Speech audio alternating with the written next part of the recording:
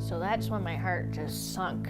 And I was like, oh my gosh, I'm going in to see a monster right now. We should have been protected, and we weren't. We've all been failed. A patient and a former coworker. These two women have found themselves in a Virginia courtroom again and again over the last 2 years, fighting to be heard. I can't imagine what the other people have gone through and how it's affected their life. At the center of the conflict, Keith Henry, a North Carolina nurse practitioner who has worked at a slew of hospitals and clinics across the state, Virginia, and Florida. When did you learn that you weren't the first? After I gave my testimony with the detective. Keith Henry sexually assaulted Jolene Weaver when she was his patient at primary and urgent care in rural Virginia. A judge found him guilty, a verdict upheld on appeal. But Jolene Weaver was not Keith Henry's first accuser. By 2023, she was at least his sixth. And it would take 2 more accusers to stop him. May 21st, 2018. The Huntersville Police Department just outside Charlotte got a call.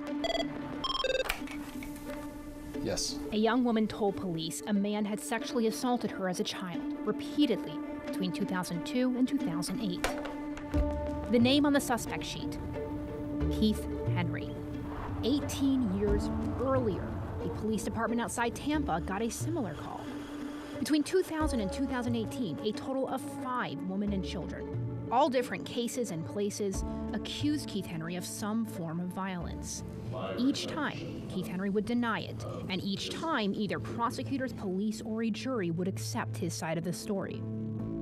2 women had accused this man of something violent in the months prior to him getting his license in North Carolina. Why would that not raise any red flags? So I can't say that the board was aware of that history at the time. If it's not related to the nursing practice, we have to look at a conviction. But his history as a nurse is far from clean either. His license was suspended twice for practice-related issues. We also discovered 2 hospitals either fired him or asked him to resign in lieu of firing him.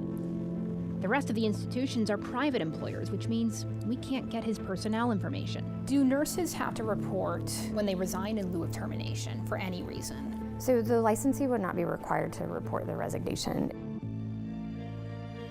Henry was free to keep working, changing jobs according to his resume every couple of years. Until one day in rural Virginia, Jolene Weaver paid the price. Why aren't people doing their job? It should have never, ever happened. What is Keith Henry accused of doing to that second woman you just heard from? Why did the North Carolina Board of Nursing leave him licensed after they knew he was wanted by police? And why, with a history of at least 5 accusers, was Keith Henry able to keep getting jobs and go on to assault Jolene Weaver? I've spent a year asking those questions. Neither Keith Henry nor his defense attorney have responded yet to my attempts to get his side of the story, but I've quoted his perspective at length from public records.